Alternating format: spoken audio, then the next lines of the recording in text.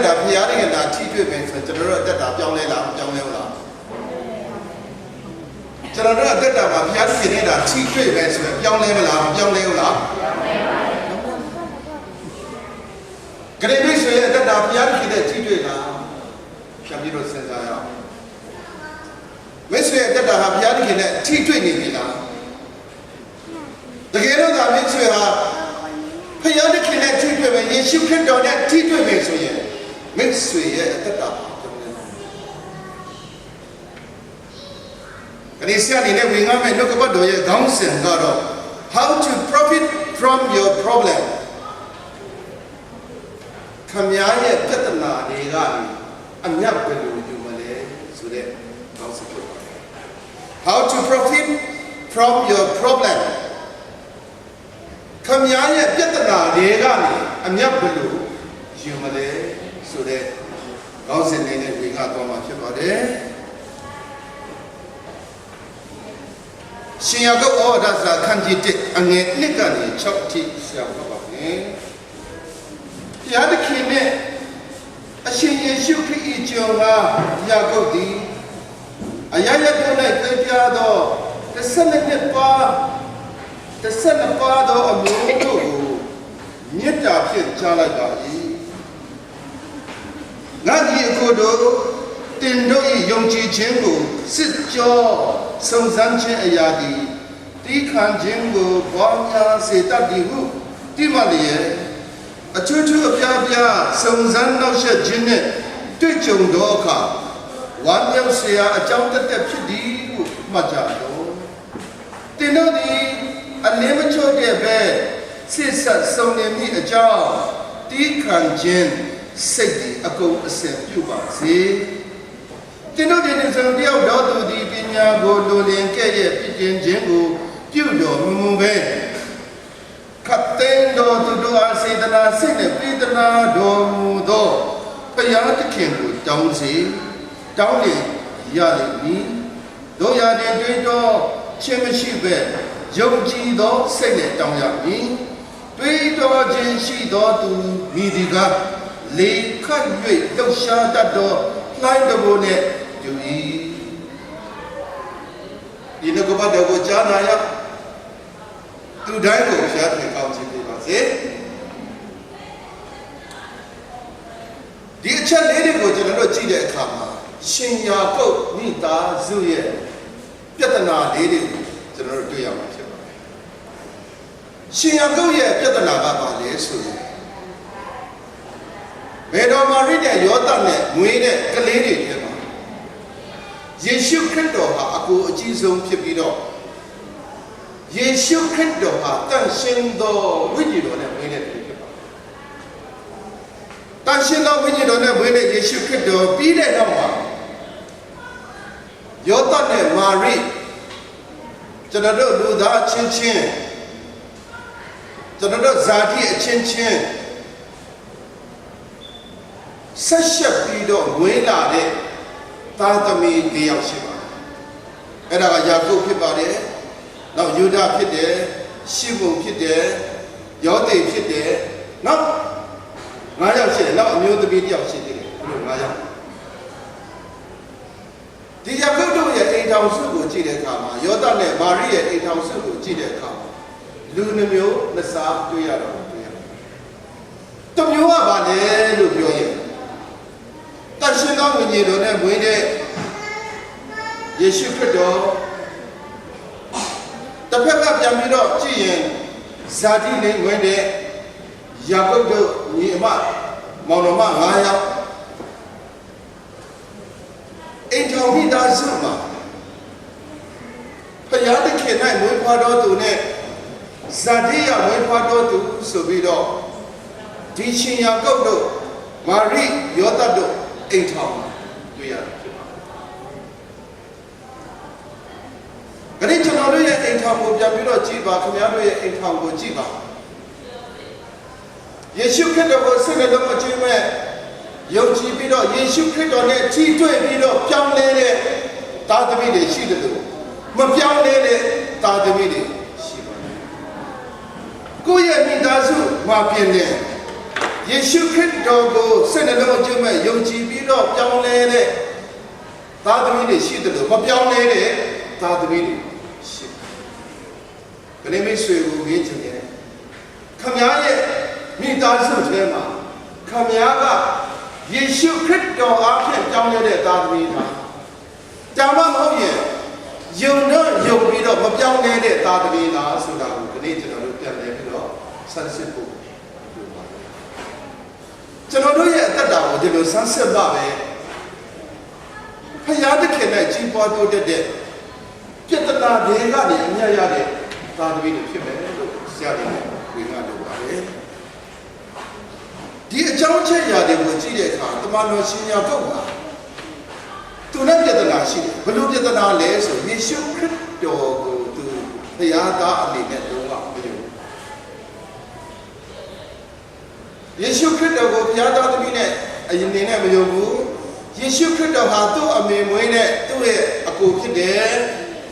သူ့အမေနဲ့မွေးတာတောင်မှသူ့အဖေယောသနဲ့မွေးတဲ့ကလေးမဟုတ်ဘူးဆိုတာသူသိတယ်လူလောကမှာတက်ရှင်တဲ့ခါမှာယောက်ျားနဲ့မိန်းမမပေါင်းဘဲနဲ့မွေးတဲ့ကလေးမဖြစ်နိုင်ဘူးဆိုတာသူယုံကြည်လက်ခံတာဒါကြောင့်ဘုရားသခင်သားတော်ယေရှုခရစ်တော်ဟာတမန်ကျမ်းစာထဲမှာသူကတကယ်တကိုးနဲ့ဘုန်းတကိုးနဲ့ချွတ်လာမယ်ဆိုတဲ့သူတို့ဣသရေလလူမျိုးတွေရဲ့ယုံကြည်ဆွဲလန်းနေတဲ့အရာကရှင်ယာကုပ်ရှိပါလောမလို့ဖြစ်ဒါနဲ့ယေရှုခရစ်တော်အသက်34နှစ်မှာသူရဲ့ယောသအဖေယောသကဆုံးသွားတာဖြစ်တယ်ယေရှုခရစ်တော်အသက်34နှစ်မှာသူ့ယောသအဖေဆုံးသွားတဲ့အခါမှာသူ့ရှိမှာမောင်နှမ9ယောက်သူ့အပြင်ဆို6ယောက်သူ့မောင်နှမ9ယောက်ကျန်ခဲ့34နှစ်အတွင်းမှာနောက်ထပ်9ယောက်မွေးထားတယ်ဆိုရင်စဉ်းစားကြည့်မာရစ်ကတစ်နှစ်မှာတယောက်လုံးနဲ့မွေးလာတဲ့သဘောတော်ပါရှိတယ်ဆိုတော့အဲ့တော့တယောက်နဲ့တယောက်ကတိတ်မချားပဲနဲ့မွေးလာတဲ့အခါမှာယောသကတည်တော့ယောသတည်တော့တဲ့ခါမှာဒီအိမ်ထောင်ကိုဘယ်သူကပြုစုကြတာလဲလို့ပြောရင်အသက်34နှစ်အရွယ်ရှိတဲ့ယေရှုခရစ်တော်ကအဖေရဲ့လက်သမားလုပ်ငန်းကိုလုပ်ပြီးတော့ဒီမိသားစုကိုကြွေးရတယ်ယေရှုခရစ်တော်ခမညာအသက်34နှစ်မှာဒီအိမ်ထောင်ရဲ့တာဝန် responsibility of familyအသက်34နှစ်အရွယ်ဒီအိမ်ထောင်အမေနဲ့သူ့ရဲ့ညီကိုတော်မ9ယောက်ကိုကျွေးမွေးပြုစုဘာဘဝနဲ့ကျွေးမွေးနေရတယ်လဲဆိုရင်လက်သမားဘဝနဲ့ကျွေးမွေးအဲ့တော့ယေရှုခရစ်တော်ဟာသူတို့ရှင်ယာကုပ်တို့ရဲ့အဖို့မှာအကိုပိတာလောကမှာယေရှုခရစ်တော်အသက်ရှင်လာပုံကိုကြည့်တာမျက်ဝါးထင်ထင်တွေ့မြင်ခံစားရတဲ့သူကဘယ်လိုလဲဆိုရှင်ယာကုပ်ဖြစ်တယ်။တော့ယေရှုခရစ်တော်နောက်မှာမွေးတဲ့ကလေးဖြစ်တဲ့အတွက်ကြောင့်အသေးအချာကိုသိတယ်။အော်ငါအခုယေရှုခရစ်တော်ကငါတို့ကိုလေကိုအဖေကဲ့သို့ချစ်ပါကိုအဖေကဲ့သို့ချစ်ပါလားငါတို့မောင်နှမတွေပေါ်မှာဘလောက်အထီးအနစ်နာခံတယ်အစေခံတယ်သူမျက်ဝါးတင်တယ်ပါလေယေရှုခရစ်တော်သူ့ရဲ့မိသားစုမှာတကယ်ပဲအစေခံပြီးတော့ဒီသားသမီး6ယောက်ရဲ့ဘဝသူနဲ့ဆို9ယောက်ရဲ့ဘဝမုတ်ဆိုးမမာရိနဲ့9ယောက်ရဲ့ဘဝကိုသူမနေရုံးကပ်ပြီးတော့ကျွေးမွေးလာရတဲ့ဘဝကိုတမန်တော်အဒီရှင်ယာကုပ်ညီတော်ယာကုပ်ကမျက်ဝါးထင်ထင်ပါလေ။အော်ငါရဲ့အကိုယေရှုဟာ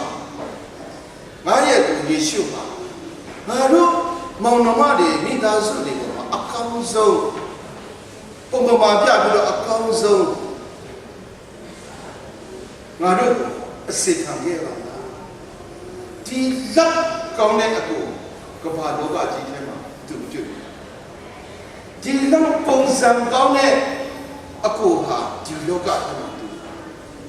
နှိုင်းရှင်လို့မရအောင်ဒါပေမဲ့ရှင်ယာကုပ်ရဲ့အစစ်နှလုံးထဲမှာတော့သူ့ကိုယေရှုကို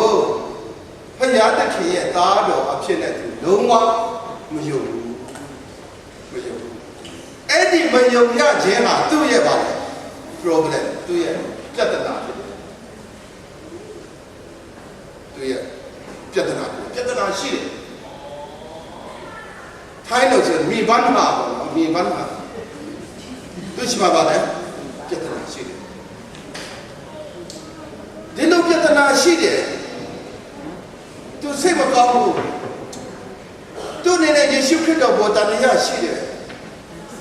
ကျွန်တော်အကိုယေရှုပါလေကျွန်တော်အမေမာရိနဲ့ဘယ်သူနဲ့ရတယ်တမီးလည်းမသိဘူးအမြဲတမ်းဆိုမှာအခုပေါ်မှာတန်ရမြင်ပါယေရှုခရစ်တော်ကသူတို့လူလားမြောက်လာတဲ့အခါမှာနှစ်30ဗတ္တိဇမင်္ဂလာခံပြီးတော့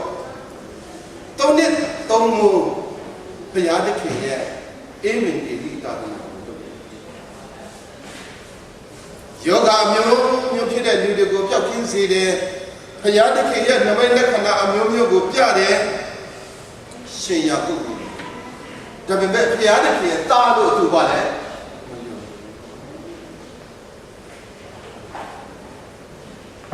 နောက်ဆုံးမှာယေရှုခရစ်တော်ကိုလက်ဝါးကားနဲ့ပေါ်တယ်အသေးခံမှုဆွဲသွားတယ်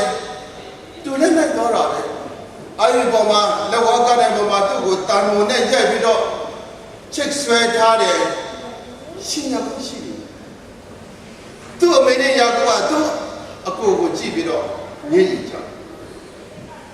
အော်ငါအကိုယေရှုအမတမတ်ဘောကောင်းတဲ့ယေရှုဟာအနေအထိုင်မတတ်လို့တည်ရပါဘူးသူတို့ပဲပြောရောမအစိုးရတွေရဲ့အနေအထိုင်မတတ်လို့တည်ရပါလားအမတမကောင်းတဲ့ဝါရဲ့ကိုဘာကြောင့်ဒီလိုတည်ရတာလဲသူအမတမဝန်နေဒါနဲ့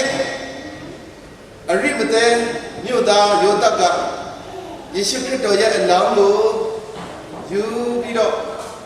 သူကိုညှောက်နာမဲ့ဘူထဲမှာယေရှုခရစ်တော်ကိုကြည့်မြင်တယ်ရောက်တော့3ရက်မြောက်တဲ့နေ့မှာရှင်ပြန်ထမြောက်တယ်ယေရှုခရစ်တော်ရှင်ပြန်ထမြောက်တဲ့အခါကျမှသူတို့မိသားစုကိုရောက်လာပြတယ်ယေရှုခရစ်တော်ကိုကင်လို့လည်းရတယ်ဖတ်လို့လည်းရတယ်အဲ့ဒီခါကျမှငါအကိုယေရှုခရစ်တော်ဟာတကယ်ပဲဖခင်သခင်ရဲ့တပါးဒီတော်သားတော်ပါလားလို့သူမှလည်းယုံတယ်ယေရှုခရစ်တော်ရှင်ပြန်ထမြောက်ပြီးတဲ့နောက်မှာသူ့ရဲ့အကိုယေရှုကိုဒါငါအကိုယေရှုဟာတကယ်ပဲဖခင်သခင်ရဲ့တပါးဒီတော်သားတော်ပါလားဆိုပြီးတော့သူကယုံတယ်အဲ့ဒီယုံကြည်တဲ့နေ့ကနေစပြီးတော့လွန်ခဲ့တဲ့ကာလကသူဖြစ်ပျက်ခဲ့တဲ့သူ့ရဲ့ပြဿနာအလုံးရှင်းပါယေရှုခရစ်တော်မှာတန်တရားဝင်နေတဲ့ပြဿနာတွေအားလုံးပါလေရှင်းပါဘယ်ထဲမှာတွေ့ရတယ်လဲဆိုရင်ရှင်ယာကုပ်ဩဝါဒစာအခန်းကြီး7အငယ်1မှာတွေ့ရတယ်ဖခင်သခင်နဲ့အရှင်ယေရှုခရစ်၏ကျွန်ငါယာကုပ်သည်အဲ့ဒီခါကျမှယေရှုခရစ်တော်သူ့ရဲ့အခုယေရှုခရစ်တော်ကိုအရှင်တကအရှင်ဘုရင်တကဘုရင်ဖြစ်တဲ့အရှင်ယေရှုခရစ်ရဲ့ကျွန်ငါယာကုပ်ပါဒီစာထဲမှာတွေ့ရတယ် Lord of Lord King of King You are my Lord You are my King Jesus အဲ့ဒီအချိန်မှာသူပါလေယေရှုခရစ်တော်ယေရှုခရစ်တော်ရဲ့အစေခံကျွန်ယေရှုခရစ်တော်ဟာကျွန်တော်ရဲ့အရှင်ကျွန်တော်ရဲ့ဘုရင်ဖြစ်တယ်လို့သူလက်ခံယုံကြည်သွားတာဖြစ်ပါတယ်။ဒါကြောင့်ကျွန်တော်တို့ရဲ့အသက်တာကိုပြန်ပြီးတော့ကြည့်တဲ့အခါမှာမယုံကြည်ခြင်းဟာအမြဲတမ်းပြဿနာတက်စေတယ် ကနေ့မိတ်ဆွေတွေကိုကျွန်တော်ဝင်လာတယ်မိတ်ဆွေယေရှုခရစ်တော်ကိုယုံကြည်တာကရာခိုင်နှုန်းပြည့်လားအခုမိတ်ဆွေယေရှုခရစ်တော်ကိုယုံကြည်တဲ့ယုံကြည်ခြင်းကစစ်မှန်တဲ့ယုံကြည်ခြင်းဖြစ်ရတာယုံကြည်ခြင်းဘာလဲဆိုတာကိုနားလည်ယုံကြည်ခြင်းဘာလဲဆိုပြီးတော့နားမလည်ပဲနဲ့ယုံကြည်ရင်တော့နားမလည်တဲ့ကဲတင်ခြင်းမရပါဘူးမစ္စရဲ့ယုံကြည်ခြင်းဘာယုံကြည်ခြင်းလဲကနေ့ဒီရှင်ယာကဟာဒီပြဿနာပဲယေရှုခရစ်တော်ကိုမယုံကြည်ခဲ့တဲ့ပြဿနာဖြစ်တယ်ကနေ့ဒီနေ့မစ္စတွေလည်းယေရှုခရစ်တော်ဘယ်လိုယုံလဲခမည်းရဲ့ယုံကြည်ကစစ်မှန်ရဲ့လားယာလုံးပြည့်ရဲ့လား69တသမ999ပဲလားယေရှုခရစ်တော်ကိုယုံကြည်တယ်ဆိုတာ69တသမ999ဆိုတော့မှားနေတဲ့ယုံကြည်ခြင်းပဲဖြစ်တယ် You are my Lord, you are my King with all of my heart ကျွန်တော်ရဲ့စိတ်နှလုံးအကျွမ်းမဲ့နဲ့ပါလေယုံကြည်ဖို့အကျွမ်းမဲ့ဆိုတာက100%ယာလုံးပြည့်ပြောတာဖြစ်တယ်ယာလုံးပြည့်ပြောတာဖြစ်ကနေ့မိတ်ဆွေရဲ့ယုံကြည်ခြင်းကဒီလိုယုံကြည်ခြင်းမျိုးရှိရင်တော့ပြဿနာမိုက်မိဘမှာပြဿနာမရှိဘူးဒါမဲ့ယာလုံးပြည့်မဟုတ်လို့ရှင်းတော့မိတ်ဆွေမှာပြဿနာရှိနေတယ်ဘာပြဿနာလဲဆိုမပြောင်းလဲတဲ့ပြဿနာရှိနေလို့ပါယေရှုခရစ်တော်ကိုယုံပြီးတော့တသက်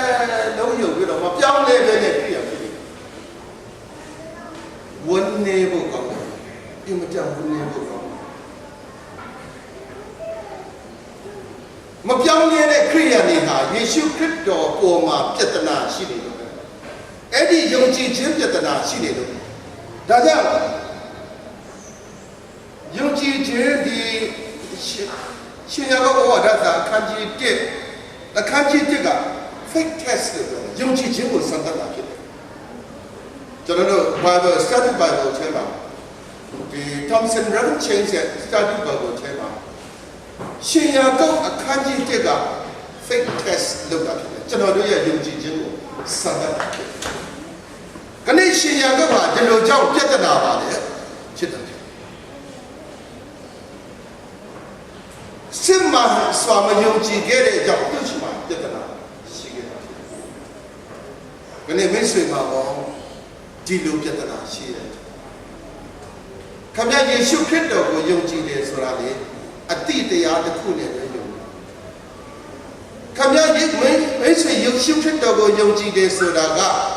ဒီအတိတရား intellect တစ်ခုနဲ့ပဲယုံကြည်မယ်ဆိုရင်တော့ will and emotion မပါတဲ့ကြောင့်မိတ်ဆွေပြောင်းလဲစရာအကြောင်းလုံးမရှိဘူးမိတ်ဆွေရဲ့အသက်တာပါဒီလိုလောကခရိယာအသက်တာမျိုးနဲ့ပဲနှိကုတ်ချုပ်သွားမှာဖြစ်လို့နားလေတဘောပေါက်လို့ဒါဆိုပြဿနာဆိုတာဘာကြောင့်ဖြစ်လာရတာလဲဒီပြဿနာဆိုတာဘာကြောင့်ဖြစ်လာရတာလဲဆိုတာကယရှင်ယာကုပ်ရဲ့အသက်တာကိုကြည့်တဲ့အခါမှာရှင်ယာကုပ်ဟာဘုရားသခင်ဖန်ဆင်းထားတဲ့မြင်ရတဲ့မြေကြီးတတန်တော်ရှိတယ်လို့မမြင်ရတဲ့ဘုရားသခင်ရဲ့တတန်တော်နှမျိုးရှိတာကိုတွေ့ရတယ်ရှင်ယာကုပ်မှာမြင်ရတဲ့တတန်တော်ရှိတယ်လို့မမြင်ရတဲ့တတန်တော်ရှိတာဖြစ်တယ်အခုမြင်ရတဲ့တတန်တော်ဟာဒီကျွန်တော်တို့အသွေးအသားခန္ဓာလို့ခေါ်တယ်ဒီအတွေ့အကြုံခန္ဓာတက်ရှိတယ်မမြင်ရတဲ့ဝိညာဉ်အသက်ဆိုတာလေရှိတယ်အဲ့လိုပြောမယ်ဆိုရင်မမြင်ရတဲ့ခန္ဓာကို image လို့ခေါ်တယ်မမြင်ရတဲ့ခန္ဓာကိုဘာလို့ခေါ်တာလဲ image တဒံတော်လို့ခေါ်တာဖြစ်တယ် image တဒံတော်ထဲမှာရှိလို့ရှိတယ်ဝိညာဉ်ရှိတယ်စိတ်ရှိတယ်ထာဝရနဲ့ဆိုင်တဲ့အရာရှိတယ်အသိပညာနဲ့ဉာဏ်ပညာရှိတယ် creativity လို့ခေါ်တဲ့ဖန်ဆင်းနိုင်တဲ့စွမ်းအားရှိတယ် rational and moral ဆိုတဲ့ Sinchindum Diana singing the word she did, Dominion look on it, Usuya when she did, free will look on it, then that's why you check my pencil, you know. The Dana, when you are the Dana, she will see. Kadishi Agoga, Miane, the Kanata she did. When Miane, winning that she don't do it. Pajam Pietana, Chilla Yara, de Lubioye. Janado Dad Media needed to what?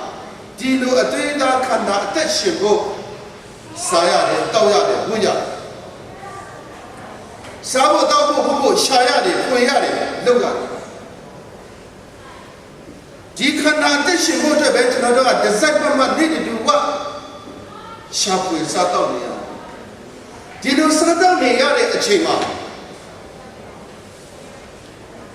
The yes Samaga, Nia Samaga, Toya Samaga, Lia Samaga, Maya Samaga, Yet Yamaga, Yet Tamaga,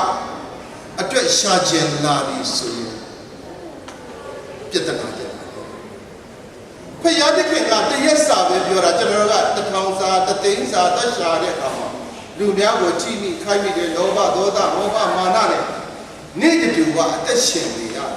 Jetana.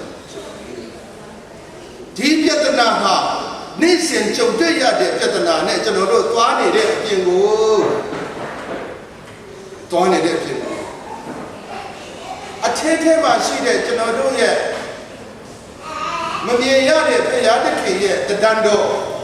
Gole, count out, you know, changing their cigarette. Go dynamic, I went there, changing their cigarette, she beat up. Edelo to know yet, the shin dead, he canado net, Tera to know yet, winning net. Can say that near the water, listen to the project building deeper than that.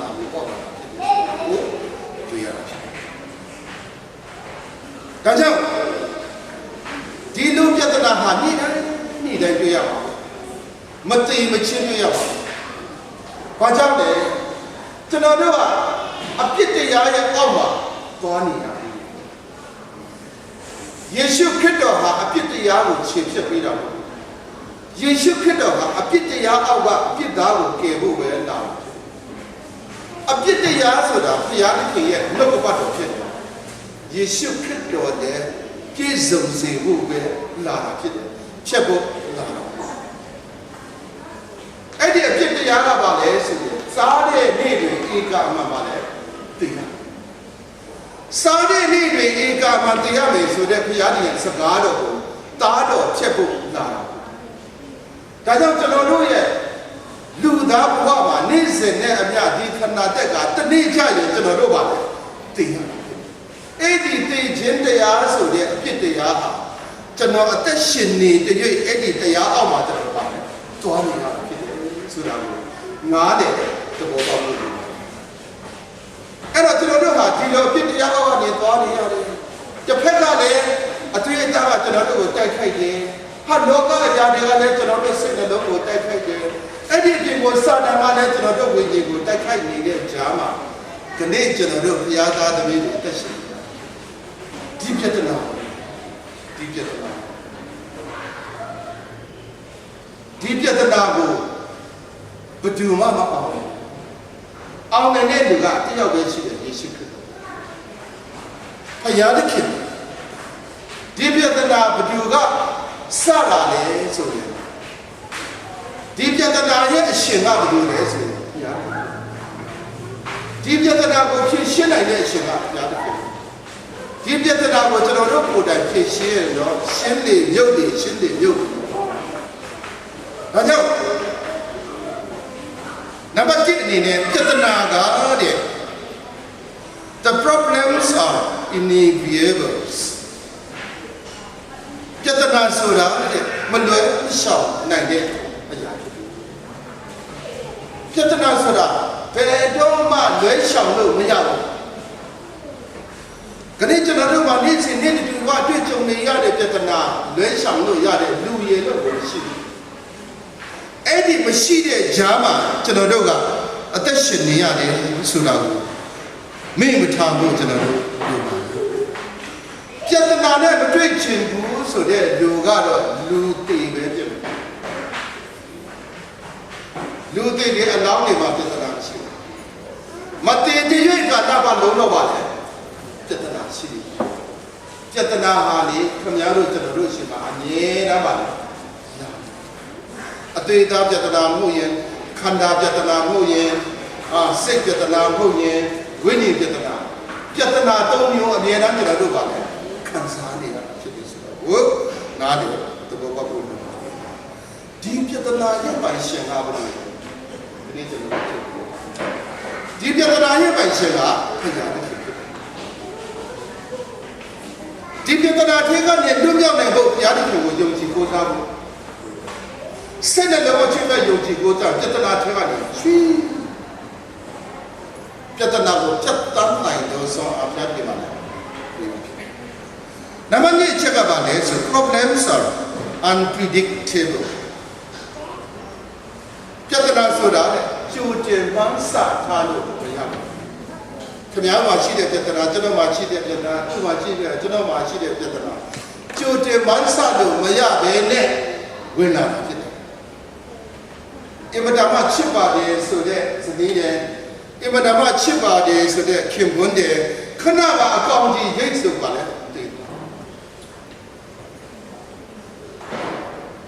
ခင်ဗျားတို့ကျွန်တော်တို့ရဲ့ပြဿနာကလေအခုကောင်းနေတာတော့ခဏနေကြမသိနိုင်ဘူးလို့ဘယ်လိုပြောနိုင်အဲ့ဒါလိုပြဿနာထဲမှာရှောက်လန်းနေရတဲ့အချိန်မှာဘုရားသခင်ကိုမှစိတ်နှလုံးအကျဲမဲ့ကိုမကိုးစားထားဘူးမယုံကြည်ထားဘူးဆိုရင်ကျွန်တော်တို့ဘယ်လိုသွားမလဲ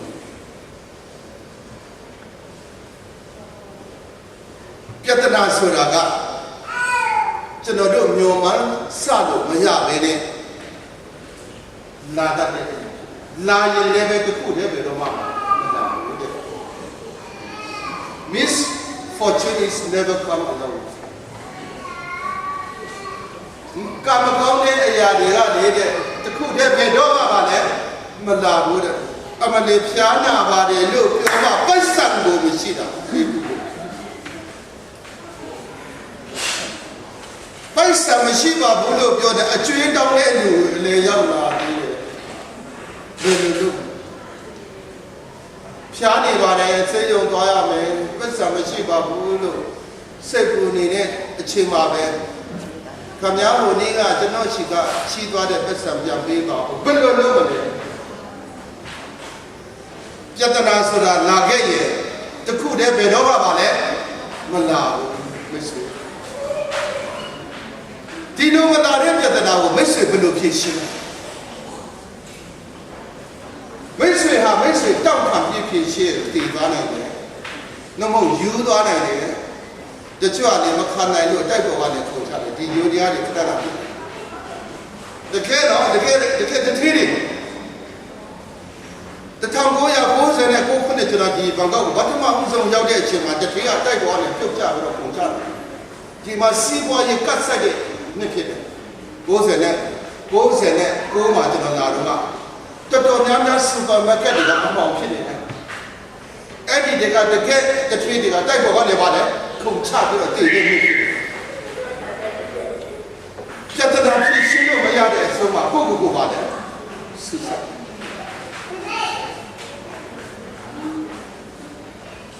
ခဏခင်ဗျားတို့ကျွန်တော်တို့မှာလူတိုင်းမှာသူ့အနေထားနဲ့ပြဿနာရှိတဲ့လူတွေဒီပဲပါပဲဒါပေမဲ့ရှိပါစေပြဿနာဆိုတာရှိရမယ်ဘုရားသခင်ထားတဲ့ပြဿနာပဲလို့တကယ်ပဲခင်ဗျားယုံကြည်ရင်ဒီပြဿနာပြည့်နေတော့ဒါပေမဲ့ကျွန်တော်တို့ကအဲ့ဒါလို့ပဋ္ဌာန်းပဲနဲ့ဒီပြဿနာကိုကိုယ်ပဲလက်ခံယူပြီးတော့ဖြေရှင်းတဲ့အခါမှာဒုက္ခပါပဲရောက်ရတော့နောက်ပြဿနာမျိုးရှိတယ် many kinds of problem ပြဿနာမျိုးရှိတယ်လူဖြစ်လာအိမ်တွင်းမှာလေအိမ်ထောင်ရေးပြဿနာရှိတယ်စီးပွားရေးပြဿနာရှိတယ်လူမှုရေးပြဿနာရှိတယ်ကျန်းမာရေးပြဿနာရှိတယ်ဘာသာရေးပြဿနာရှိတယ်နိုင်ငံရေးပြဿနာရှိတယ်ပြဿနာပေါင်း16000များတဲ့ဒီလောကကြီးမှာခမည်းနဲ့ကျွန်တော်အသက်ပါပဲရှိနေတာအဲ့တော့ဒီပြဿနာဟာဘာကြောင့်ဖြစ်တယ်ပြဿနာထဲမှာဘယ်လိုရှိတယ်လဲဆိုတာကိုကျွန်တော်တို့နားလည်သဘောပေါက်သွားတဲ့ရှင်ညာဘုရားအောင်မြင်ခြင်းကိုရတာ ချုပ်ကဖယားတခင်ကိုစိတ်နှလုံးအကျွမ်းမဲ့မယုံကြည်လို့ဖြစ်တဲ့ပြဿနာဆိုတာတွေ့ရတယ်။ဒါကြောင့်ပြဿနာတိုင်းမှာဖယားတခင်ရဲ့ရည်ရွယ်ချက်ရှိတယ်။ Problems are purposeful. The problems are purposeful. ပြဿနာတိုင်းမှာရည်ရွယ်ချက်ရှိပါတယ်။ရည်ရွယ်ချက်မပါဘဲနဲ့ပြဿနာပဲတော့မဖြစ်ဘူး။လောကမှာပြဿနာအလုံးကဘုရားသခင်ထားတာဖြစ်တယ်။ဘုရားကိုကိုးစားရင်အဲ့ဒီပြဿနာအလုံးဖြေရှင်းသွားမှာဖြစ်တယ်ဆိုတာကိုနားလည်သဘောပေါက်ဖို့လိုပါတယ်။ယောမ9 3ကနေ9ယောမ8 28ကနေ29ကိုဖတ်ကြည့်တဲ့အခါမှာကျွန်တော်တို့တွေ့ရမှာဖြစ်တယ်။အဲ့တော့ပြဿနာတိုင်းမှာဒါဘုရားသခင်ရဲ့ရည်ရွယ်ချက်ရှိတယ်ဆိုတော့ကျွန်တော်တို့တစ်ချက်ကျွန်တော်တို့စဉ်းစားတဲ့အခါမှာပြဿနာဟာကျွန်တော်တို့ရဲ့ယုံကြည်ခြင်းကိုတဲ့ကျွန်တော်တို့ရဲ့ယုံကြည်ခြင်းကိုအရှင်းစေပါပြဿနာဖြစ်တဲ့အခါမှာကျွန်တော်ယုံကြည်ခြင်းကိုများလာတယ်အခုကျွန်တော်တို့ကချင်းပြည်နယ်မှာဟိုတုန်းကပြောတော့ကစွတ်မတောင်းတတ်ဘူးအခုဒုက္ခဆင်းရဲရောက်နေတဲ့အခါမှာကြရရဲ့စံနဲ့ကျန်လို့အော်ဒီအဲ့တော့ပြဿနာထဲမှာဘုရားရှိတယ် The problems purify my faith. Problems purify my faith. ပြဿနာဟာကျွန်တော်ရဲ့ယုံကြည်ခြင်းကိုတတ်ရှင်းစေကျူးစင်စေတယ်တိုးတက်စေတယ်ခိုင်ခန့်စေတယ်ခဏမိတ်ဆွေမှာရှိတဲ့ပြဿနာကမိတ်ဆွေရဲ့ယုံကြည်ခြင်းကိုမတိုးစေဘူးဆိုမိတ်ဆွေကအင်မတန်မှကြရှုံးနေတော့သူဖြစ်တယ်ဆိုတာနားလည်သဘောပေါက်ပါဘူးအဲ့တော့ရွှေကောင်းငွေကောင်းဖြစ်ချင်ရင်မိုက်နဲ့စစ်ရတယ်တကယ်ဗဒါနဲ့စစ်ရတယ်ဒါမှရွှေအစ်စ်ကိုရပါတယ်ဒါကြောင့်ကျွန်တော်တို့ရဲ့အသက်တာမှာဒီ problem တွေနဲ့စစ်သွားတဲ့အခါမှာစစ်မှန်တဲ့ဖြူစင်တဲ့တန့်ရှင်းတဲ့ယုံကြည်ခြင်းကျွန်တော်တို့ရဖို့ဘုရားသခင်ရဲ့ရည်ရွယ်ချက်ဖြစ်တယ်ဆိုတာကိုနားလည်သဘောပေါက်ဖို့နောက်တစ်ချက်ကပါလဲဆို problems fortify our patience problems fortify our patience ပြဿနာဟာကျွန်တော်တို့ရဲ့တီးခံခြင်းကိုခိုင်ခံ့စေတယ်ပြဿနာဟာကျွန်တော်တို့တီးခံခြင်းကိုပါလေခိုင်ခံ့စေတယ်အော်လင်ကလေဆိုးလိုက်တာမပြောနဲ့တော့ဟာမရကလေဆိုးလိုက်တာမပြောနဲ့တော့ဈေးမှာရောက်နေတဲ့ငစိမ့်တယ်ငါတဲ့တောင်တာလေးတွေအိမ်ထောင်မှာအဲ့ဒါလိုဖြစ်တယ်ယောက်ျားခေါင်းပါဆိုတော့မိန်းမကဘုတ်ပါယောက်ျားခေါင်းကိုလဲတာမိန်းမလေးဒါလေးတဲ့ပြဿနာကအိမ်ထောင်မှာအော်ခရိယာဆိုတော့လေသင်ကတော့ခေါင်းတော့ပေါ့ကွာကျမကတော့ရှင်းရဲ့လေပြင်းပဲကြိုင်ဂုတ်ပဲခဲပဲအိမ်ထောင်မှာလည်းပြဿနာရှိတာမရှိဘူးလားတချို့မိန်းမတွေဆိုသလားမမေးနဲ့တချို့ယောက်ျားတွေဆိုလည်းမိန်းမကိုနှိမ့်ဆက်သလားမမေးနဲ့ယူထားတာချစ်လို့ယူထားတာလားလို့တောင်မှပါလေအော်သူတို့ကတော့ဘာလဲဆိုအယိုးကွဲအောင်ရက်ကွာအသေးဆွဲအောင်ချစ်တယ်ဟာဘာပြောအိမ်ထောင်မှာပြဿနာဒီလိုပြဿနာတွေအများကြီးကျွန်တော်တို့ဗာလဲရှိတယ်ပြဿနာတွေဆိုတာဒီတိခံခြင်းပြောင်းပွားများလာလို့ဖြစ်ခိုင်ခန့်စေပြဿနာတစ်ခုဖြစ်ဒီမခံလို့ကတော့ဘုရားပေးရမယ်တင်းရင်ခံရတိခံရယေရှုခရစ်တော်ဟာတိတ်တိကဘာလို့လာတာလဲတိခံသူကပါနေရတဲ့ဆွေးတဲ့ချွတ်အမျိုးမျိုးဆဲကြိတ်နေဘယ်တိခံသွားလဲတိတ်တိတယ်တိခံဒီကျွန်တော်တို့ခရိယန်ရဲ့တိခံခြင်းပါလေတိတ်တိတိုင်အောင်တစ္ဆာဆောင်တိတ်တိတိုင်အောင်ကျွန်တော်တို့စောင့်တည်သွားဖို့ပါလေဒါမှကျွန်တော်ကြည့်တာတော့ခရိယန်တွေတော့မတိခံနိုင်တာမရှိဘူးကျွန်တော်ကြည့်တော့ခရိယန်တွေသူမတိခံဘူး这些的差不多把它从经济可能这样年那到别来，靠边我让这从那边我倒过来要比。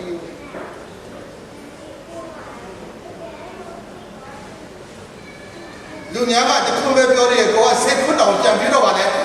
ပြောထားပြီးပြီလူတွေကိုကြည့်ပြီးတော့မပြောရတော့အထက်ထက်မှာအပြည့်ပါလေရှိထားတယ်မျိုးဒီကောင်ဒီလိုပြောတယ်ကနောက်ကြလို့ဆိုမစောနိုင်သေးတော့စုထားတာအဲ့တော့ပြဿနာဆိုတာတိခံခြင်းကိုပွားများစေဖို့ဖျားခင်လို့တော့ရှိပါတယ်ရှင်ယာကုတ်ခန်းကြီးတဲ့အငယ်7နှစ်မှာလည်းဒီလိုပဲရေးထားတာဖြစ်ပါတယ်နောက်တစ်ချက်ကပြဿနာဆိုတာတဲ့ကျွန်တော်တို့ရဲ့အကျင့်ကိုတန့်ရှင်းစေပါဘူး Problems sanctify my character Problems sanctify my character ကျွန်တော်တို့ရဲ့အကျင့်ကိုတန့်ရှင်းစေပါဘူးပြဿနာဟာကျွန်တော်တို့ရဲ့အကျင့်ကိုပါတယ်တန့်ရှင်းစေဘယ်လိုနည်းနဲ့ပြဿနာကကျွန်တော်တို့ကိုတန့်ရှင်းစေတယ်လဲ Through the word of God နှုတ်ကပတ်တော်အဖြစ်ကျွန်တော်တို့ရဲ့ပြဿနာကိုဖြေရှင်းပေးတယ်လို့ကျွန်တော်တို့ရဲ့ character ကိုလည်းနှုတ်ကပတ်တော်အဖြစ်ပဲပါလေဖြေရှင်းစေတယ် Through the circumstance life Through the circumstance life of life လောကမှာအတွေ့အကြုံအခြေအနေတွေအရာတွေပဲကျွန်တော်တို့ရဲ့ပြဿနာတွေကိုဖြေရှင်းရင်းနဲ့ကျွန်တော်တို့ရဲ့အချင်းစရိတ်တာတွေကိုဖြစ်ပါတယ်ကျွန်တော်မနေ့ကပြောတယ်အပြစ်ရှာတာကောင်းလားလို့ပြောရင်တချို့ကကျွန်တော်ကြောင်းပါတချို့ကမကောင်းဘူးကဲအပြစ်ရှာတာကောင်းလားကဲလက်ထောက်ကြအပြစ်ရှာတာကောင်းလားကောင်းတယ်ဆိုတော့လက်ထောက်အပြစ်ရှာတာမကောင်းပါဘူးဆိုတော့လက်ထောက်ရလူများအပြစ်ရှာတာမကောင်းပါဘူးဆိုလက်ထောက်မကောင်းဘူးလည်းမပြောက်တော့ဘူးအဲ့ဒါဆိုဂျာတဲ့လူတွေကတော့ဘာမှမထားဘူးဆိုဂျာနေပေါ့ကိုမဲမပြေတဲ့ဂျာနေတွေရှိတယ်ပါအဲ့ဒါအဖူလည်းမဟုတ်အေးလည်းမဟုတ်နှွေးရုံတက်တက်ဆိုတော့ဘုရားရှင်ထွေးပြတယ်အပြစ်ရှာတာကောင်းလားမကောင်းလားကောင်းပါတယ်အပြစ်ရှာတာမကောင်းဘူးမဟုတ်လားမကောင်းပါဘူးဟုတ်လားအပြစ်ရှာတာကောင်းတာရှိတယ်လို့လည်းပါပဲမကောင်းတာအပြစ်ရှာတတ်တဲ့လူတစ်ယောက်ကလေအပြစ်ရှာရင်းနဲ့သူ့ဘဝလည်းပြင်မယ်ဆိုတော့ပါလေဆရာလေးတရားဟောတဲ့အချိန်မှာဒီလိုလေးတော့ပြင်လိုက်ပါဒီလိုလေးတော့ပြင်လိုက်ပါစချီလာပြောလို့ရှိရင်ကျွန်တော်ကလည်းပြင်ပါပါနှုတ်ကပတ်တော်နဲ့ညီအဲ့တော့ဒီလိုပဲသူကလည်းအဲ့လိုပြင်ရင်းနဲ့တရရမှာသူတရားဟောတဲ့အခါမှာကျွန်တော်ကိုပြင်တဲ့အရာသူမထည့်တော့ဘူးဆိုရင်သူကလည်းပါလေအပြစ်ရှာတာကောင်းတာပဲဒါပေမဲ့အပြစ်ရှာတာမကောင်းတာပါလေဆိုတော့လူကအပြစ်ပဲရှာပြီးတော့အပြစ်ပဲခုတ်နေတာလေသူကိုယ်တိုင်လည်းပါလေမပြည့်တာအဲ့ဒါအဆိုးဆုံးပဲအဲ့ဒါကြတော့မကောင်းဘူးလူများကအပြစ်ရှာမယ်ဆိုကိုယ်တိုင်လည်းပါလေကောင်းဖို့လိုပါလူများကအပြစ်ရှာပြီးဆိုကိုယ်အသက်တာလည်းပါလေပြင်ဖို့ကြိုးစားလူများကအပြစ်ရှာခြင်းတဲ့ဆိုကိုယ့်ကိုယ်လည်းပြင်ဖို့ပါလေဒါမှအပြစ်ရှာတာလည်းကောင်းပါအပြစ်မရှာတာလည်းပါလေအဲ့တော့ကျွန်တော်တို့အတင်းတော်မှာဒါပဲအတင်းတော်ရဲ့အချင်းစရိတ်ကဟာအချင်းချင်းကျွန်တော်တို့ပြီးမှမယ်အားနေတဲ့လူကိုအားဖြစ်ပြီးမယ်ဟုတ်လားအဲ့ဒါလိုနဲ့ကျွန်တော်တို့ရဲ့အတင်းတော်ဟာဒီလိုကြီးပွားတိုးတက်တာဖို့ရှိပါတယ်ဒါကြောင့်ကျွန်တော်တို့ရဲ့အသက်တာမှာကြည့်လို့ရှိရင်အတင်းတော်ကလေဘုရားသခင်ရဲ့မေတ္တာနဲ့ပဲဖွဲ့စည်းထားတာဖြစ်တယ်။ခင်ဗျားတို့ကျွန်တော်တို့မေတ္တာနဲ့ချစ်ဖို့ပဲယေရှုခရစ်တော်ရဲ့မေတ္တာနဲ့ချစ်ဖို့ပဲကိုယ့်ရဲ့အသွေးအသားအချစ်နဲ့သွားမချစ်နဲ့ကိုယ့်ရဲ့အသွေးအသားနဲ့သွားချစ်ရင်ဘယ်လိုက်လဲငါအမျိုးမငါအကိုမငါညီမမဆိုတာပါလာလိမ့်မယ်။ဒါပေမဲ့ဘုရားသခင်ရဲ့မေတ္တာနဲ့ချစ်တယ်ဆိုရင်တော့ကျက်တရာမရှိတော့ဘူး။အော်သူလိုနေလို့ပဲငါပဲအနစ်နာခံပါမယ်။ Suffering love ကျွန်တော်တို့အနစ်နာခံတဲ့အချစ်နဲ့ပါချစ်ဖို့ ပြဿနာတွေကဘယ်လိုဖြစ်တယ်ဆိုတာသိပြီဆိုပြဿနာကိုကျွန်တော်တို့ဘယ်လိုဖြေရှင်းမလဲဆိုတဲ့အကြောင်းလေးကိုကျွန်တော်တို့ပြောရအောင် how to handle your problem ခင်ဗျားရဲ့ပြဿနာကိုခင်ဗျားဘယ်လိုဖြေရှင်းမလဲအဲ့ဒီခင်ဗျားရဲ့ပြဿနာကိုခင်ဗျားဘယ်လိုဖြေရှင်းမလဲနံပါတ်1ဝမ်းမြောက်ပါပြဿနာလာရင်ပါလေဝမ်းမြောက်ဒုက္ခညစ်ရည်ကြပြီးတော့ခံရမယ့်အစားဝမ်းမြောက်ဖယားတဲ့ခင်ကျွန်တော်ကိုပေးတဲ့ပြဿနာကိုတော်ကျွန်တော်ကိုအဲ့ဒါလိုပြဿနာပေးလို့ကျေးဇူးတော်ချီးမွမ်းပါတယ်ကျွန်တော်ဒီပြဿနာမဖြေရှင်းနိုင်ဘူးကိုတော်ပဲပါဖြေရှင်းတက်တက်မှာဆက်ရှစ်ပါရေးထားတာဖြစ်ပါတယ်အရာရာ၌ကျေးဇူးတော်ကိုချီးမွမ်းတော့အကြောင်းမူကားတင်တို့သည်ထိုတို့ကျင့်စေခြင်းကယေရှုခရစ်တော်၌ဖယားသခင်အလိုတော်ရှိသည်ပြဿနာလာတဲ့အခါမှာကျွန်တော်တို့ကျေးဇူးတော်ပါလေရှင်းပါမယ်ကျွန်တော်ဟာကျွန်တော်အရှုပ်အထုပ်တွေရှုပ်နေမဲ့အစားကျေးဇူးတော်ချီးမွမ်းရတဲ့ဘုရားပြင်ရှင်းပါမယ်ပြဿနာကောင်းပါလေရှင်းသွားလို့ရှိတယ် rejoice ဝမ်းမြောက်ပါပြဿနာတွေ့ရတဲ့အတွက်ကြောင့်ဝမ်းမြောက်ပါလေပြဿနာတွေ့ပြီဆိုရင်ကောင်းခြင်းနဲ့စပါလေခံစားရတယ်ယောဘရဲ့ပြဿနာကြည့်တဲ့အခါမှာယောဘကိုဖယားသခင်စမ်းတဲ့အခါမှာယောဘရဲ့အသက်တာကဝနေစားတနေ့တည်းနဲ့သူ့သားသမီးအကုန်သေတယ်သူ့ပစ္စည်းတွေအားလုံးကုန်တယ်နောက်ဆုံးအနာရောဂါဖြစ်ပြီးတော့သူ့မိမတောင်သူ့ကိုပယ်ဖို့လုပ်တယ်ရှင်တလောက်တောင်ကြောက်မှတ်တယ်လေသေလာဒါပေမဲ့ယောဘလည်းဖျားတဲ့ခင်ကိုပြစ်ပါငါကြံယောဘသည်ဖြောက်မှတ်တော်သူဖြစ်၏ဆိုတဲ့ဖျားတဲ့ခင်ရဲ့ဖြောက်မှတ်ခြင်းကယောဘကိုကြည့်တာဖြစ်တယ်မင်းကလေကွာတဲ့မိုက်တဲ့မိမတို့ဘာကြောင့်ပြောနေရတာလဲတဲ့ငါတို့ကောင်းစားတော့မင်းလည်းစားခဲ့တာအခုငါတို့မကောင်းစားတဲ့အချိန်မှာလေဒုက္ခရောက်တဲ့အချိန်မှာလေဒုက္ခမရောက်เสียတာတဲ့ဘုရားသခင်ကိုမပြစ်မှာပါနဲ့ယောဘပြောတဲ့စကားအရင်ကောင်းတယ်ဒီကျွန်တော်တို့ရဲ့အသက်တာယောဘအသက်တာကိုကျွန်တော်တို့ပြဿနာဖြေရှင်းဖို့လိုပါတယ်ဆာလံကျမ်း30လေးအငယ်1ကနေ6ကိုကြည့်တဲ့အခါမှာဒီတိုင်းတွေ့ရမှာဖြစ်ပါတယ်နံပါတ်2အချက်ကပါလဲဆိုရင် requires prayer ဆုတောင်းပါပြဿနာတွေ့တဲ့အခါမှာပါဆုတောင်းပါ communication with God ဘုရားသခင်နဲ့အတူတူပါလဲဆက်ဆံခမများမလုပ်နိုင်တဲ့အရာဘုရားသခင်ပါလဲလုပ်နိုင်တယ်ဘုရားသခင်လုပ်နိုင်တယ်ကျွန်တော်မလုပ်နိုင်တဲ့အရာဘုရားသခင်ရှင်တောင်းပါကျွန်တော်မတတ်နိုင်တဲ့အရာဘုရားရှင်ကိုတောင်းပါဘုရားသခင်လုပ်ပြီးမှဖြစ်တယ်တစ်သက်50ခုမှာမချားမလားဆုတောင်းပတ်မှာပြောကြတယ်ဒါကြောင့်ကျွန်တော်တို့ရဲ့အသက်တာမှာစေတနာတွေ့ကြုံလာပြီဆိုရင်ဘုရားသခင်ရှိပါတယ်ဘုရားသခင်ကိုစကားပြောပါကိုတော့ကျွန်တော်မှဒီလိုပြဿနာရှိပါတယ်ကျွန်တော်ရဲ့ပြဿနာကိုတော့ခုညီပါကျွန်တော်မတတ်နိုင်ပါဘူးလောကအရာရာတိုင်းဟာကိုတော်နဲ့ပဲဆိုင်ပါတယ်ကိုတော်ဖန်ဆင်းတယ်ကိုတော်ပဲလောက်ထားတဲ့အရာတွေဖြစ်တဲ့ကြောင့်ကိုတော်ပဲကျွန်တော်ပါလေအားကိုးပါတယ်လို့ပြောနေကိုတော်နဲ့အားကိုးတာကိုအယမ်းကြိုက်တယ်ဘယ်သူပဲကိုမယားကလေလင်ကိုလေအားကိုးတာကိုလင်ကကြိုက်တယ်သိလားအကိုကြီးမောင်ကြီးတို့ဒါဒီတော့ကိုစားနေရင်တရားကြိုက်လားမကြိုက်လားကြိုက်တာဒီဦးသေးချင်းတေးမသေးငါဘယ်မှပြောဆိုဟိရှာယခန်းကြီး54ငယ်9လောက်မှာတင့်ကိုဖန်ဆင်းသောထာဝရဘုရားသခင်ဒီဤလင်ဖြစ်တယ်လို့ရေးထားတယ်ကျွန်တော်တို့ကိုဖန်ဆင်းတဲ့ထာဝရဘုရားပါတဲ့ကျွန်တော်တို့ရဲ့လင်ဖြစ်တယ်ဘာနဲ့လဲဆိုဝိညာဉ်လင်ဖြစ်တယ်ဝိညာဉ်မကြိုးပါတယ်အဲ့ဒါဝိညာဉ်ဖက်မကြိုးပါဘူးအဲ့ဒါခုဖက်မကြိုးပါဘူးကိစ္စနဲ့ဘုရားသခင်ဟာကျွန်တော်တို့ရဲ့လင်ကျွန်တော်တို့ရဲ့ပိုင်ရှင်ဖြစ်တယ်ဆိုတာကိုနားလေသဘောပေါက်တယ်ဆိုရင်ကျွန်တော်တို့ပြဿနာမှာမရှင်းနိုင်စရာအကြောင်းရှိတယ်ကျွန်တော်မရှိဘူးကျွန်တော်ရဲ့ကျမရဲ့လင်း ယေရှုခရစ်တော်ကိုယ်တိုင်ရှင်းလိမ့်မယ်ပြဿနာဟာ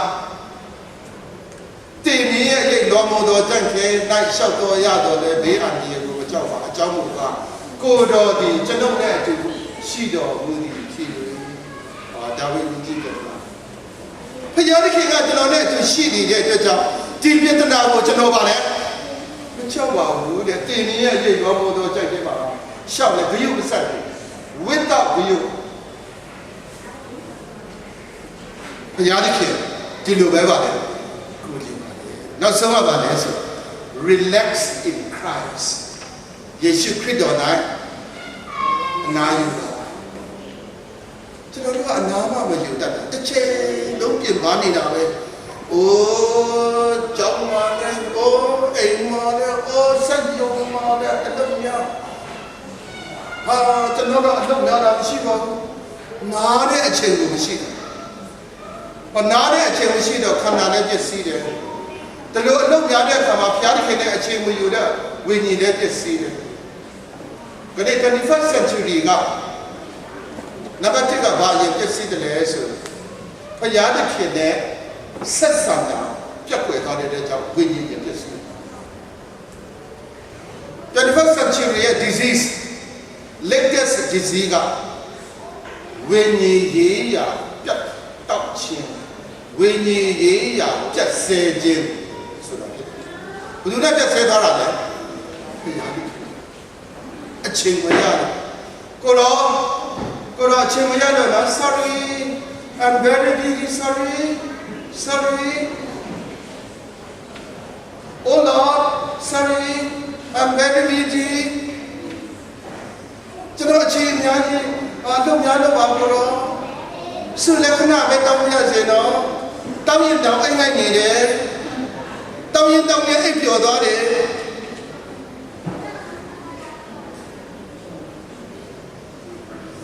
နည်းနည်းပါးပါအိပ်ပျော်သွားလို့တော်သေးတာပေါ့ထာဝရအိပ်ပျော်သွားလို့ရှင်တော့သွားရုံပဲယာကုပ်အခန်းကြီး1အငယ်7မှာရေးထားပါတယ်ဘုရားသခင်နဲ့အနာယူတတ်ဖို့ပါတယ်ဒီလိုအနာယူတတ်မယ်ဆိုရင်အခုကျွန်တော်တို့တွေ့ကြုံလာမယ့်ပြဿနာအားလုံးကကိုတော်ပဲပါလေဖြစ်ရှင်းပါကိုတော်ဒီကျွန်တော်နဲ့အတူရှိတော်မူသည်ဖြစ်၍တင်မြင့်ရဲ့အရေးတော်မူသောကြိုက်ခဲလျှောက်သွားတဲ့ပြဿနာပဲဖြစ်စေကျွန်တော်ပါလေမကြောက်ဘူးဒီပြဿနာဟာကိုတော်ရဲ့ပြဿနာဖြစ်တယ်